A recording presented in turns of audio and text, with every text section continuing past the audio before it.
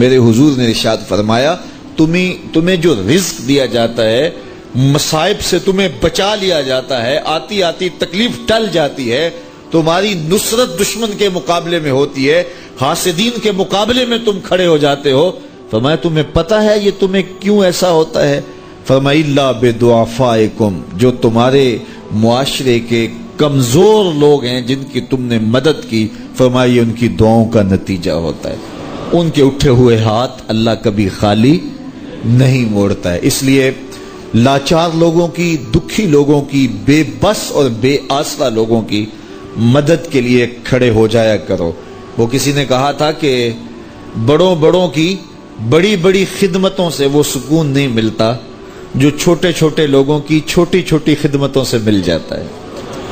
بڑوں کی بڑی خدمتیں بھی کریں تو وہ راضی نہیں ہوتے، لیکن چھوٹوں کی چھوٹی چھوٹی خدمتیں، یار غریب کو تو پیار سے کھڑا کر کے اس کے پشت پہ شفقت کا ہاتھ پھیر دیں تو وہ سارا دن خوشی سے گزار دیتا ہے کہ آج جو ہے وہ فلاں صاحب نے مجھے تکریم دی ہے، مجھے عزت دی ہے۔ تو میرے حضور نے فرمایا کہ تمہاری جو مدد ہوتی ہے اور رزق دیا جاتا ہے یہ تمہارے کمزوروں کی وجہ سے اللہ تعالیٰ تمہارے اوپر کرم فرماتا ہے۔ اچھا، ایک اور ذریعہ رزق کے اضافے کا حضرت عبداللہ ابن مسعود رضی اللہ تعالی عنہ کی مرویات سے۔ یہ حضرت عبداللہ ابن مسعود جلیل القدر صحابی ہیں، ان کے ہاں بیٹیاں ہی بیٹیاں تھیں۔ اچھا، جب ان کا آخری وقت آیا اور یہ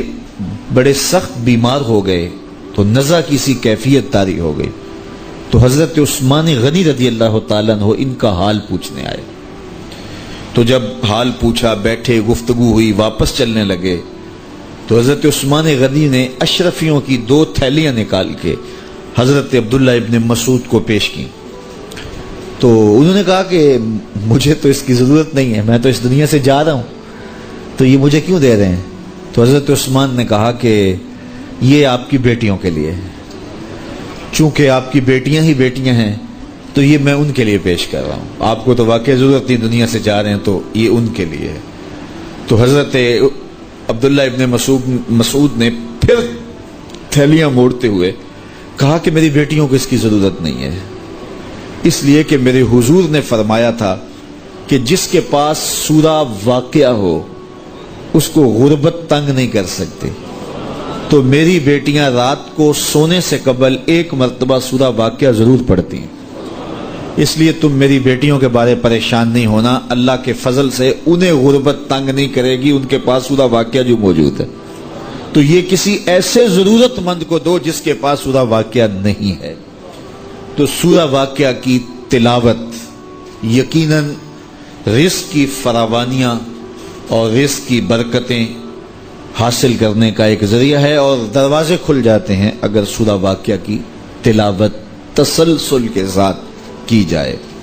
اس لیے اپنے معمولات میں سورہ واقعہ کو شامل کر لیجئے گا، اس کی برکات سے انشاءاللہ رزق کی فراوانیاں نصیب ہوتی ہیں۔ جب کوئی دکھیے کے کام آتا ہے اور اس کی اعانت کرتا ہے تو پھر وہ راضی ہو جاتے ہیں۔ غریب پھنسے ہوئے ماں باپ، گھر بیٹی جوان ہو رہی ہے اور بڑھاپے کی طرف اس کا رخ ہو رہا ہے اور ان کے پاس ہمت نہیں ہے کہ ان بیٹی کو اٹھا سکیں، تو کوئی صاحب ثروت چپکے میں جا کے ان کی مدد کر دیتا ہے کہ تیری بیٹی میری بیٹی ہے اور اس کو تو نے گھر کی دہلیز سے اٹھانا ہے،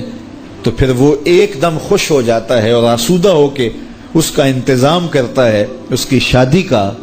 تو کوئی جانتا ہے کہ اس بوڑھے ماں باپ کے دل سے کتنی دعائیں نکلتی ہیں، اور اس جو ہے وہ بیٹی کے دل سے کتنی تمنائیں اور کتنی جو ہے وہ نیک جذبات ان اشخاص کے لیے ہوتے ہیں جو ان کی مدد کے لیے کھڑے ہوئے۔ تو کوئی اس کا وزن ہے، کوئی وزن نہیں کر سکتا کہ اللہ تعالیٰ اس کی برکت کتنی عطا کرتا ہے۔ تو